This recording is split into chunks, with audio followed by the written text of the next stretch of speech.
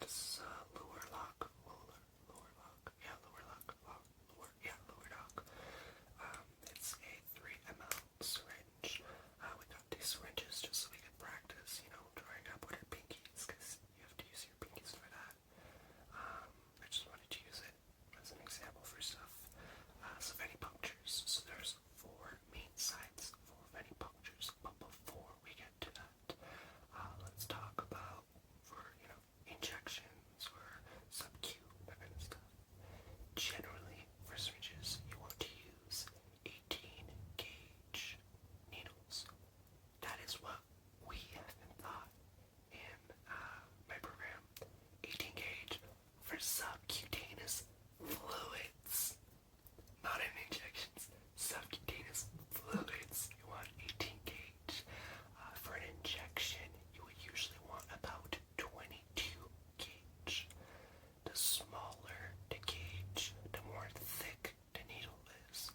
18 gauge is much thicker than a 22.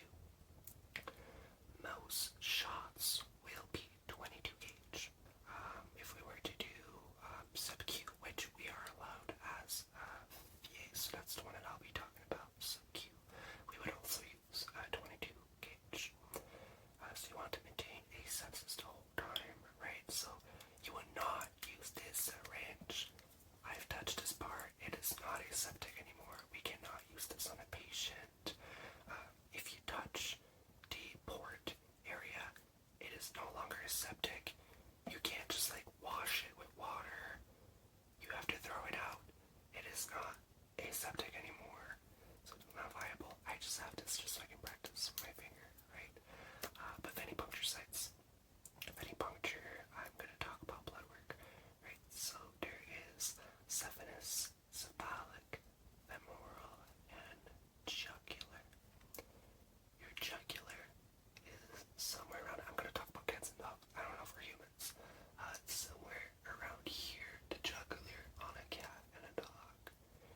The cephalic is, would it be on the front? Is it on the back or front? I don't know. If a dog is holding its leg like this, yeah, right here, at the front. And then I'm going to put my 2 just like this. Let's say this is the head, right? Where this was, that's the head. This front legs, these are the back legs. So this over here is going to be your saphenous, and then this is going to be a femoral. Femoral is kind of towards the inner thigh. So you have the 4 of them. So you have the jugular around the neck, right? So around the neck, your cephalic, the front, saphenous, femoral. Yeah. Femoral is mostly only done on cats. Saphenous mostly on dogs. Jugular on both, and cephalic on both. So when you're restraining for cephalic, you can do sternal recumbency, which means that their sternum you want to put them in sternal.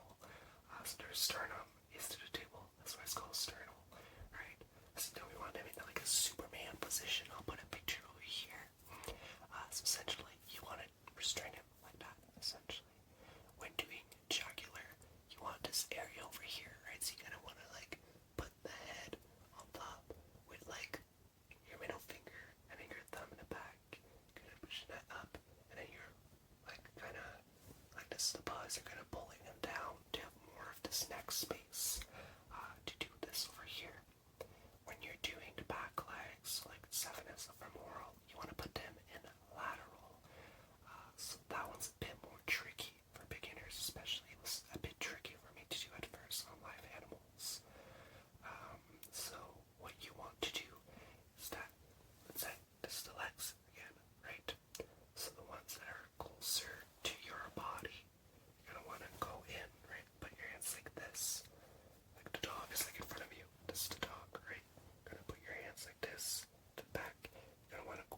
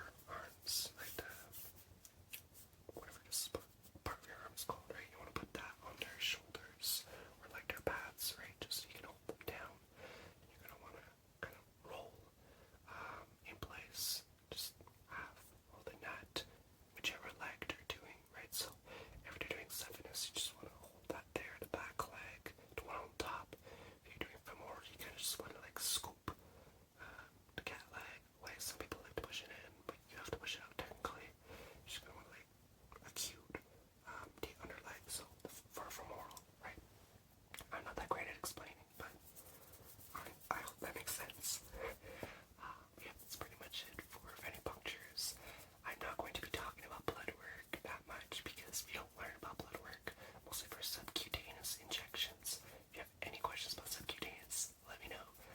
I don't really know for like intramuscular injections or blood work, because we as veterinary assistants, we don't learn that. We don't do blood work, but we have to restrain for said blood work, right? So I'm talking about it. So when you have cats, you might realize that cats can be feisty. Dogs can be feisty too, right? But cats, especially, they're more agile, right? They're like little acrobats. And some cats love to hide.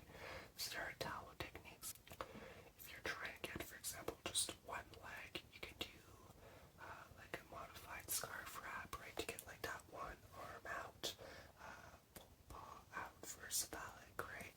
So you just want to like modify some towel wrap techniques.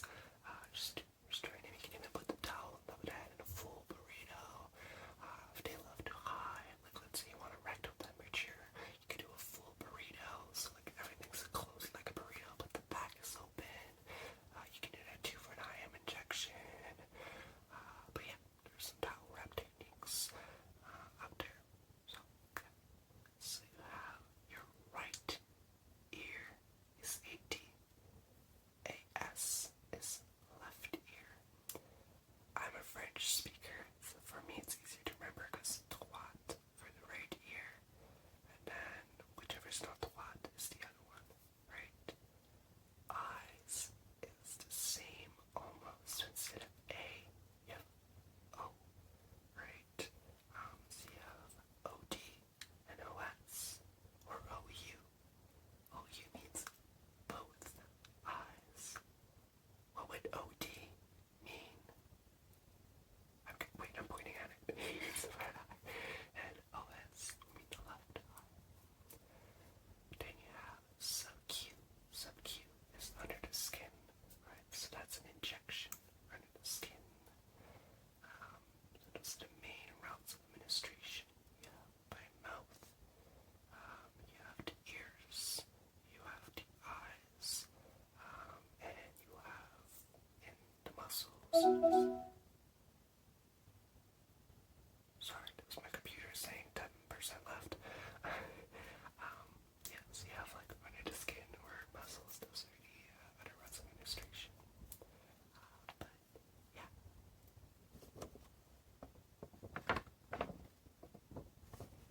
So these are normals. There are normals for non-anesthetized and for anesthetized patients. When you're anesthetized, for example, their body temperature drops, so they tend to be colder. Having a body temperature of 38 would be normal when they're not anesthetized. But when they are anesthetized, that will be hyperthermic. Hyperthermic means higher than normal body temperature. We've heard of hypothermic, right? I think when a kid is hyper, they have a lot of energy, right?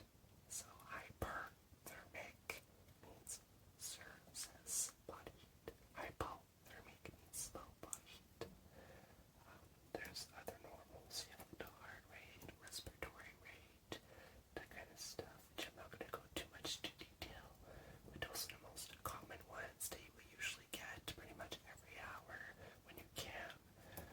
It's TPR, so the temperature, pulse, or heart rate, and the respiratory rate, breathing rate. So you calculate within the span of 15 seconds, like you're observing for respiratory rate, for example, you're observing for 15 seconds.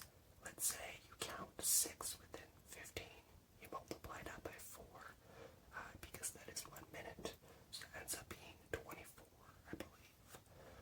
And then heart rate is the same. If you watch and you auscultate the heart and you count for 15 seconds, and then you multiply that by 4. And then you would also do CRT, calorie refill time.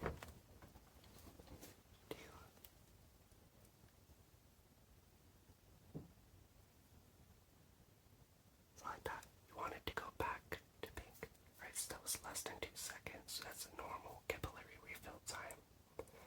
If the mucous membrane color is something